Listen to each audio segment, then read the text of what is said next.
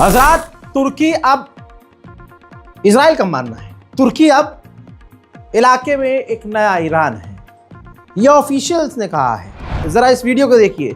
इस वीडियो के अंदर जो इंटरव्यू जो मीडिया के सामने बैठा हुआ है, ये इजराइल का ऑफिशियल है, कोई एरा गैरा नहीं है। इसने ऑफिशियली स्टेटमेंट दिया है ऑन रिकॉर्ड ऑन मीडिया के इलाके के लिए, हमारे लिए अब ईरान, तुर्की एक नया ईरान है। ईरान की तरह अब तुर्की है।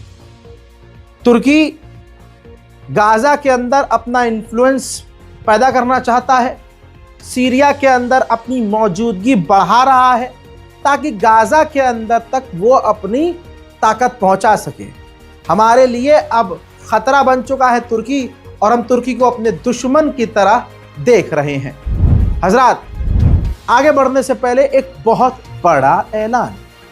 जैसे मैंने आपसे कहा था कि भाई दूसरे चैनल पर आपको जाना पड़ेगा, क्योंकि आपको पता है मेरे साथ तो हादसे होते रहते हैं। तो आज के दिन 17 नवंबर मंडे की इंटरनेशनल प्राइम टाइम रिपोर्ट हमारे दूसरे चैनल रज़ाग्राफी एक्सप्रेस, इस चैनल रज़ाग्राफी एक्सप्रेस पर आज अंतर्राष्ट्रीय प्राइम टाइम रिपोर्ट आएगी। आज से बिस्मिल्लाह पढ़ रहा हूँ, मेरे साथ बिस्मिल्लाह आप भी पढ़िए। रज़ाग्राफी एक्सप्रेस को जल्दी से अभी सब्सक्राइब कर लीजिए ताकि आपको अगली रिपोर्ट, खासकर सबसे बड़ी रिपोर्ट मैं रज़ाग्राफी एक्सप्रेस पर देने वाला हूं। कीजिए सब्सक्राइब। वेस्ट बैंक में इजराइल कब्जा कर रहा है, आपको मालूम है। अब अपडेट ये है भाई कि फिलिस्तीनियों की ज़मीन को वो कब्जा करके वहाँ वो कूड़ा घर बनाएगा, वेस्ट प्लांट बनाएगा, कूड़ा घर। और इजराइल का जितना भी कूड़ा होगा वहाँ ले आकर डंप किया जाएगा, रिसाइकल किया जाएगा। यानी इजराइल पूरी तरह से फिलिस्तीन के इलाकों पर कब्जा कर रहा है। ये तमाम चीज़ें जब हम तक पहुँच रही हैं तो पड़ोस के अरब तक नहीं पहुँच रही, लेकिन सब खामोश हैं। हालात ये हैं कि अरब इतना इसका खून मर चुका है। ये देखिए, दिन दहाड़े फिलिस्तीनियों के इलाके में बिल्डोज़र ले जाकर बिना किसी नोटिस के फिलिस्तीनियों के मकानों को तोड़कर उस पर कब्जा किया जा रहा है। पूरी दुनिया का मुसलमान चुपचाप है। अब ये तस्वीर आप देख लीजिए, दिन में हो रहा है ये काम, पूरे दिन दहाड़े वेस्ट बैंक में फिलिस्तीनियों की गाड़ियों को आग लगा दिया गया है। हजरत मोहतरम, यूएन की रिपोर्ट आप समझ लीजिए और शेयर कीजिए। अगर है उम्मत का दर्द, फिलिस्तीन का दर्द, तो शेयर कीजिए। इससे पहले के अपडेट में मैंने आपको बताया था कि इजराइल कि वो सैनिक जिन्होंने फिलिस्तीनियों की इज्जत लूटी, उनके लिए तालियां बजाई जा रही हैं कोर्ट में। कोर्ट उनको कह रहा है कि आप कहीं भी जा सकते हैं विदेश, आप पर कोई पाबंदी नहीं। इजरायली लोग कारियों को हीरो बता रहे हैं, जिन्होंने फिलिस्तीनियों का जेल में कार किया। और यहां दूसरी तरफ जो इल्ज़ाम गाज़ा के लोगों पर लगा था, समझ रहे हैं आप, वो इल्ज़ाम झूठा साबित हुआ। ये रही रिपोर्ट यूएन की। यूएन ने कहा इन्वेस्टिगेशन से पता चला है कि 7 अक्टूबर को भी और कहीं भी, यानी हमास ने जो अपनी कैद में यहूदियों को रखा, इस पूरे दौरान किसी भी हाल में यहूदियों के साथ गलत काम नहीं किया गया। समझ रहे हैं गलत काम का क्या मतलब? जी हाँ, ये रिपोर्ट है, सेक्सुअल अब्यूज़ नहीं किया गया। ये काम इजराइल और इजराइल के सैनिकों ने किया और बलात्कारियों को वो हीरो बता रहे हैं। और यही इल्ज़ाम गाज़ा के लोगों पर लग रहा था, तब ये चिंगाड़ रहे थे, लेकिन वो भी झूठा साबित हो गया। खबर ये भी है कि हमास दूसरे देशों में भी हथियार इकट्ठा कर रहा है, ये रिपोर्ट आ रही है। और कहा जा रहा है हमास मजबूत हो रहा है, दोबारा से रीबिल्ड हो रहा है, गज़ा में भी हथियार इकट्ठा कर रहा है। और डोनाल्ड ट्रंप जो बार बार ये मांग कर रहे हैं, अमेरिका जो मांग कर रहा है कि हमास हथियार डाल दे, कहा जा रहा है कि अमेरिका इस मांग को ख़त्म कर सकता है, क्योंकि डील इसीलिए आगे नहीं बढ़ पा रही है। ये बात बिल्कुल क्लियर लोगों को पता है इजराइल के, कि 7 अक्टूबर को जो हुआ, जो मैं आपको बता चुका हूँ कि जो 7 अक्टूबर को हुआ उसकी जाँच हो कि ये हुआ कैसे। वही सवाल जब अटैक हुआ था 2 साल पहले, मैं ही आपके बीच का एक ऐसा इंसान, एक यूट्यूबर था जिसने कहा था ऐसे कैसे हो सकता है बिना इजराइल की मर्जी के बिना। वही बात सामने आई। आज कई बार कई रिपोर्ट ऐसी आ चुकी हैं कि जब इजराइल के अंदर आतंकी हमला हमास के द्वारा किया गया तो बॉर्डर पर सेना नहीं थी। अरे इजराइल का बॉर्डर कबूतर नहीं कर सकता, तथाकथित आतंकी संगठन कैसे घुस गया? और जहां इतनी बड़ी पार्टी चल रही हो वहां इजराइल की एक पुलिस का जवान भी नहीं। उस दिन वहां से सिक्योरिटी गायब थी। नहीं, मैं पहलगाम की बात नहीं कर रहा हूं, वो तो क्या ही करें, मैं तो बात यहां की कर रहा हूं। बॉर्डर पर सिक्योरिटी इतनी वीक थी और जब कंप्लेन किया गया, कॉल किया गया कि भाई यहां अटैक हो गया है, तो रेस्पॉन्स भी इजराइल की फौज ने काफ़ी देर से किया। अब ये बात कई बार सामने आई और अब सवाल ये हो रहा है कि अब बार बार नेतन्याहू कई बार कह चुका है कि नहीं, हम जांच नहीं करेंगे ना, हम जांच होने देंगे 7 अक्टूबर के हमले की। तो दाल ही काली है भाई, पूरी पूरी दाल में कुछ काला नहीं। अब ये वहाँ के इजरायलियों को समझ में आ रही है। ये देखिए ज़रा, लाखों की भीड़ है, वो भी इजराइल की राजधानी तेल अवीव में प्रदर्शन कर रहे हैं और मांग कर रहे हैं कि 7 अक्टूबर के हमले की जांच हो। ये है डेमोक्रेसी, इसकी तारीफ करता है भारत का एक समाज। लानत है। वहीं यूरोपीय यूनियन 3000 फिलिस्तीन की पुलिस को ट्रेनिंग देगा गाजा में तैनात होने के लिए। खबर यह आ गई है कि अमेरिकी डेलीगेशन हमास के डेलीगेशन से डील पर आगे बात करने के लिए डायरेक्ट मुलाकात करेंगे। वहीं तुर्की के विदेश मंत्री ने कहा कि अगर हालात ऐसे बनते हैं और कहीं से मांग उठती है कि गाजा के अंदर तुर्की की फौज तैनात हो तो हम तैयार हैं। हालांकि ये सिर्फ बकैती है, इजराइल कभी तुर्की की फौज को गजा में कबूल नहीं करेगा। उधर इंडोनेशिया ने कर दिया है ऐलान कि गाजा के अंदर 20,000 इंडोनेशियन सेना को तैनात करने के लिए उन 20,000 सैनिकों को हमने ट्रेन कर दिया है। पूरी दुनिया में इजराइल की फटकर 4 है, सीने में लगा हुआ है पैसे से कि पैसे से इज्जत बचा लो। रिपोर्ट देखिए जरा, टूरिस्ट पहुंची थी वहां पर, नाम नहीं बता सकता, जगह नहीं बता सकता, टूरिस्ट थी बस, इजराइल की नहीं थी। इजराइल पर भरोसा करके गई थी घूमने कि अरे सेफ देश है यार। तो 3 इजरायली फुटबॉलर्स ने उस लड़की का गैंग दिया। जो काम कोई ना कर सका हूथी ने कर दिया। हूथी ने वीडियो जारी कर दिया यूएन के ऑफिशियल्स का, जिनको किडनैप किया था हूथीज ने। और इस वीडियो के अंदर यूएन के ऑफिशियल ने कबूल किया है कि वो अमेरिका और इजराइल के इशारे पर जासूसी कर रहे थे।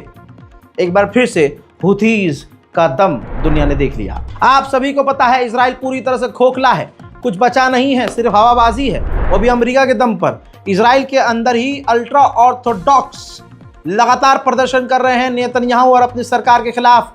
उनका कहना है जबरदस्ती हमें सेना में शामिल किया जा रहा है और हमें इजराइल की फौज जो गुनाहगार है उनके साथ काम नहीं करना, न फौज में शामिल होना है। देखिए, और इनके साथ वही व्यवहार किया जा रहा है जैसा दुश्मनों के साथ किया जाता है। ये इजराइल है, देखिए।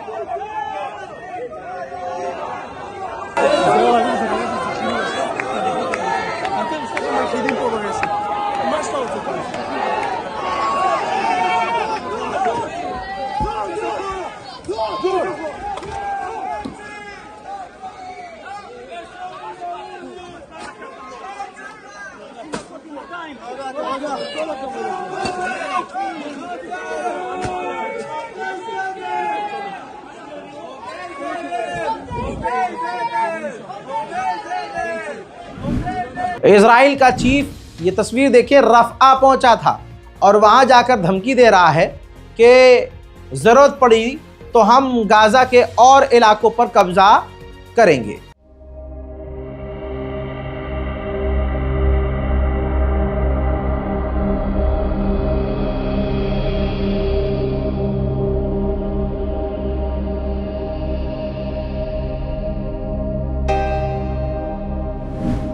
मोहतरम हज़रात, इधर तस्वीर देखिए, लेबनान से आ रही है।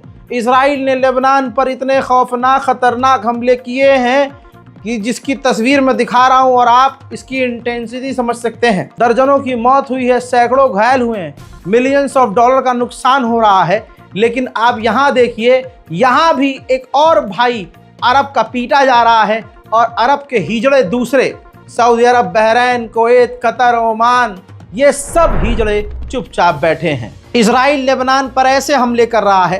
हाल फिलहाल के हमले में ये एक प्रिंसिपल हैं स्कूल के, लेबनान के, इजराइल की बमबारी में ये मारे गए हैं और ऐसे न जाने कितने मासूम मारे जा रहे हैं। दोस्तों, जहां जहां इजराइल का कदम पड़ता है वहां की वो ज़मीन पर कब्जा करता है।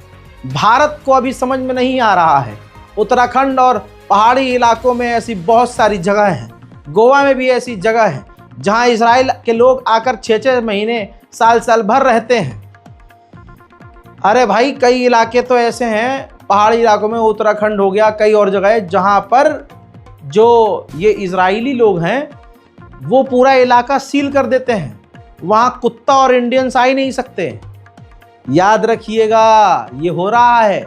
लेबनान का एग्जाम्पल लाइव है। ये संस्था है, इजराइल की एक संस्था है जिसका ये लोगो है। ये देखिए, अब अगला मैप देखिए, ये इसका पोस्टर है।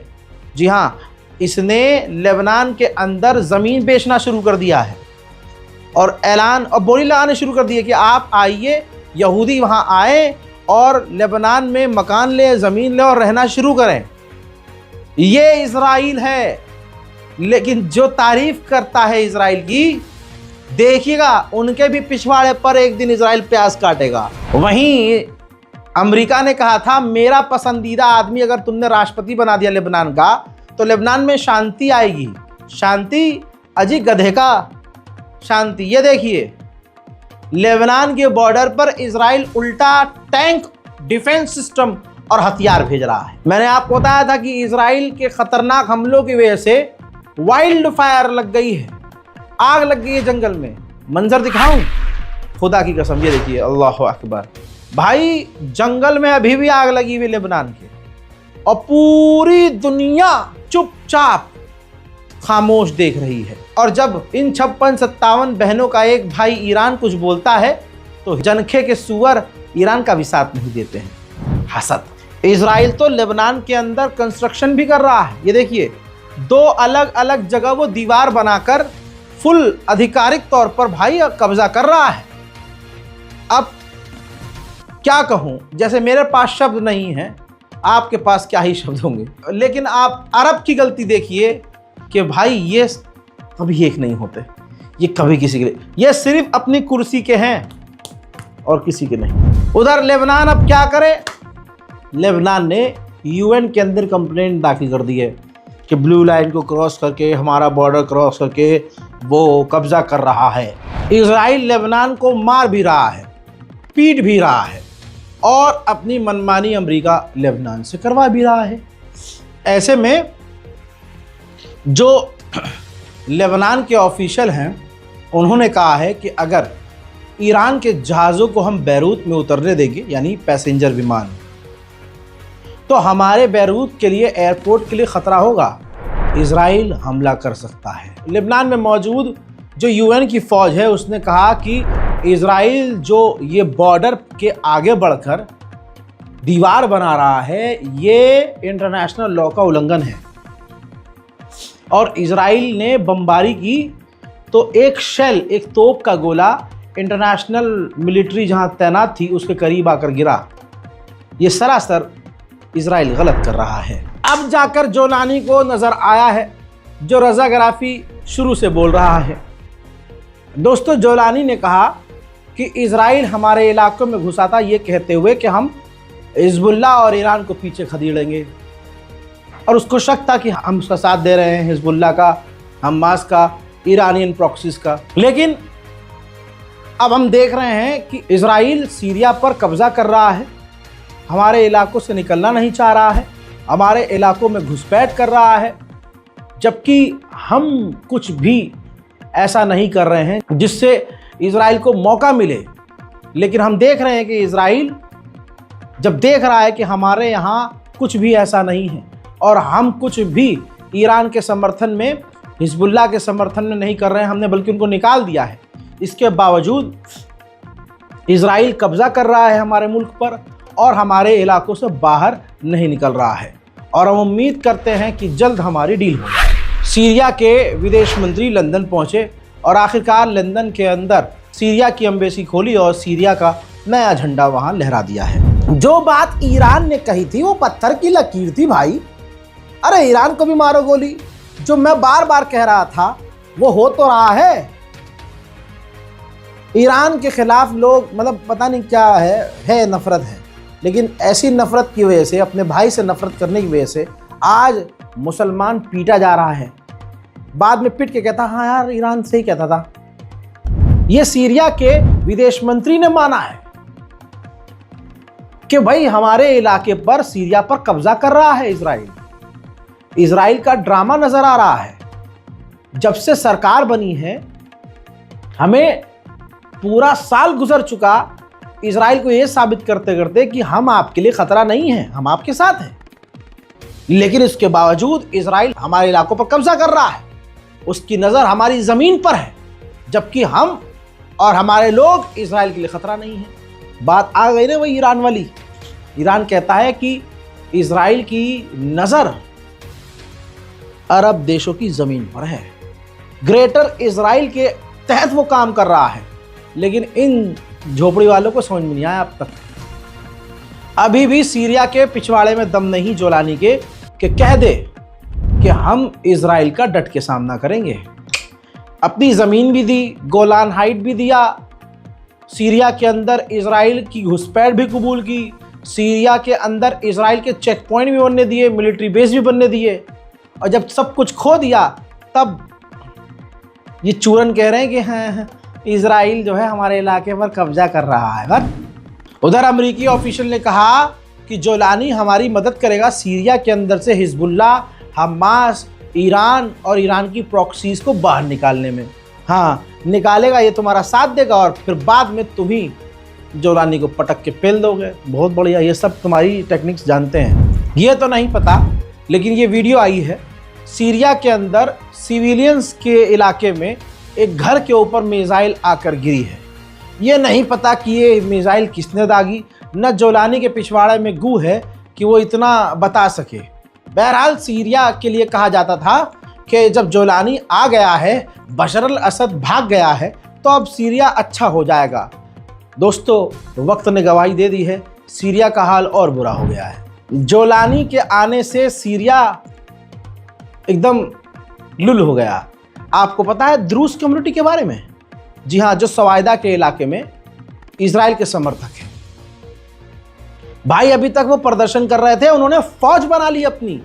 ये देखिए आप, अल्लाह अकबर। द्रूस कम्युनिटी, जी हाँ, जो आप देखेंगे इस वीडियो के अंदर, हालांकि उन्हें वो सीन काटे हैं बहुत सारे। इसके अंदर आप देखिए वो तानाशाह की तरह शपथ भी ले रहे हैं, अपना झंडा भी दिखा रहे हैं, फौज के कपड़े में हैं, हथियार, missile, rocket, machine gun, advance हथियार, ये जो इजराइल ने दिए हैं भाई। इन्होंने एक और आतंकवादी संगठन अमेरिका और इजराइल ने सीरिया के अंदर खड़ा कर दिया है। अभी तक ईरान, हिजबुल्लाह और जो दूसरे संगठन यहाँ मौजूद थे वो सीरिया को बचा ही तो रहे थे। अब इजराइल ने चालाकी से उनको हटाया, एक आतंकवादी को सीरिया का राष्ट्रपति बनाया और उसको आतंक के टैग से आज़ाद किया, उसको इज्जत दी, पैसा दिया, उसके सारे पाप धुल गए। अब वो चुप हो गया। और फिर जब वहाँ से तमाम जो सीरिया के अंदर फौज थी, प्रॉक्सीज थी, लड़ाकू थे, वो सब जब हट गए तो वहाँ पर इजराइल ने अपना एक आतंकी संगठन खड़ा कर दिया। और ये नया संगठन है। अगले कुछ सालों में आप देखेंगे इनका इतना गदर होगा मिडिल ईस्ट में कि आप सब कहेंगे कि हाँ भाई, रज़ा भाई ने ये बात कही थी, सही कही। बशर अल असद के ज़माने में एक ऑफिशियल था ये आदमी, जो बशर अल असद का साथी था। ये क्या करता था असद के ज़माने में, वहाँ जो असद के ख़िलाफ़ या जो भी इजराइल के ख़िलाफ़ काम करने वाले लोग थे, सरकारी तौर से उन्हें गिरफ़्तार करता था और उनको मारता था, कत्ल करवा देता था, टॉर्चर करता था। अब जब जोलानी आया तो जोलानी इसे ढूंढ रहा था। खबर यह आई है कि इजराइल की एजेंसी मोसाद ने इस इंसान को सीरिया से बचाकर निकाला, ऑस्ट्रिया ले गए और ऑस्ट्रिया में ले जाकर मोसाद ने, इजराइल ने, भाई पावर है उसके पास, इजराइल ने नई पहचान दिलवाई इस आदमी को और ऑस्ट्रिया की नागरिकता दिलवा दी, नई जिंदगी जी, मस्त मौज कर। सवाल ये कि बशर अल असद के खिलाफ था ये आदमी, तो इजराइल ने अब हेल्प क्यों करी? रिपोर्ट ये आई है कि ये शुरू से ही इजराइल का जासूस था, एजेंट था, मोसाद के लिए काम करता था बशर अल असद के ज़माने से। इस वजह से इसको इजराइल ने बचाया है। उधर अब सुनिए, इजराइल के ऑफिशियल ने कहा है कि यहिया सिनवार और जोलानी में कोई फ़र्क नहीं है, दोनों ही आतंकी हैं। ये काफ़ी प्रॉब्लमेटिक है कि जोलानी अमेरिका पहुंच गया। वहीं ईरान ने क्लियर कह दिया है कि हमलों की वजह से हम यूरेनियम का एनरिचमेंट बिल्कुल नहीं कर रहे हैं। उधर ईरान ने यह भी कहा है कि अमेरिका से हम बात करने को इक्वल और ईमानदारी और फेयर तरीके से, बराबरी की तरह बात करने को तैयार है। वहीं ईरान के जासूस, जो इजरायली जासूस था, जो ईरान के लिए जासूसी कर रहा था, उसे इजराइल ने गिरफ्तार कर लिया है। ईरान के पार्लियामेंट नेशनल सिक्योरिटी का ऑफिशियल, उसने बयान दिया है कि जब इजराइल ने अटैक किया था तो हम रेडी नहीं थे, लेकिन इस बार हम इतना तैयार हैं कि इजराइल से अब ये ईरान की आखिरी जंग होगी। उधर मेरे दोस्तों, ईरान के जर्नल ने भी अपने ऑफिशियल्स के बीच इस बात का दावा किया, 12 डेज वॉर के बाद हम पूरी तरह से और ट्रेन हो गए हैं और पहले से ज़्यादा हर तरह से जंग के लिए तैयार है। लेकिन ईरान जहां बड़ी बड़ी बातें फेंके जा रहा है, दूसरी तरफ मोसाद और जो इजराइल की प्रॉक्सी है ईरान के अंदर, उससे बच नहीं पा रहा है। अभी भी तस्वीर देखिए, अभी भी एक बार फिर से वहां आग लगी, आग से धुआं निकला, धमाके हो रहे हैं, कहीं कुछ हो रहा है, कहीं ये सब मोसाद कर रहा है। लेकिन ईरान बकैतियां बड़ी बड़ी मार रहा है, लेकिन इस बात को एक्सेप्ट नहीं कर रहा है कि इसके पीछे मोसाद है। अगर ईरान एक्सेप्ट कर लेगा कि ये जो कुछ हो रहा है इसके पीछे मोसाद है, तो ईरान की आवाम पकड़ेगी गला।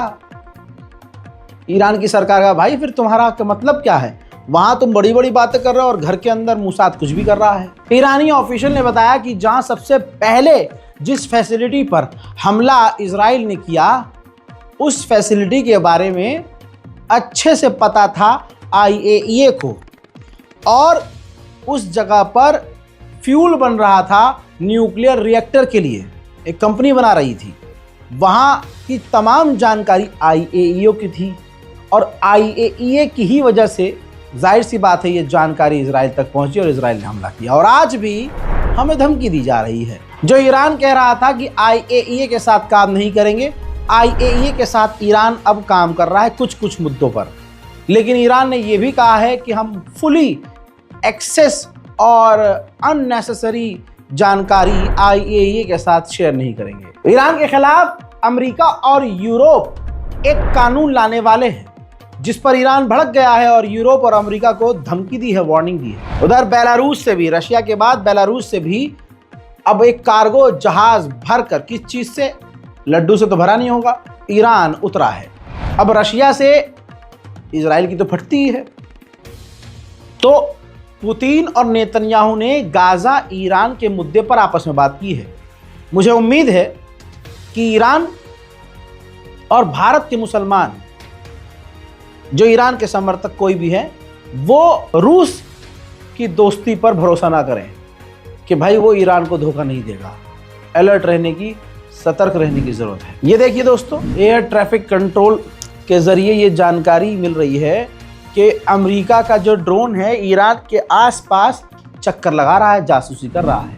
उधर मेरे दोस्तों इजराइल ने अपनी मिसाइल को अपडेट कर दिया है, इतना कैपेबल कर दिया है कि ईरान के शाहिद 136 ड्रोन को मार गिराया जाए।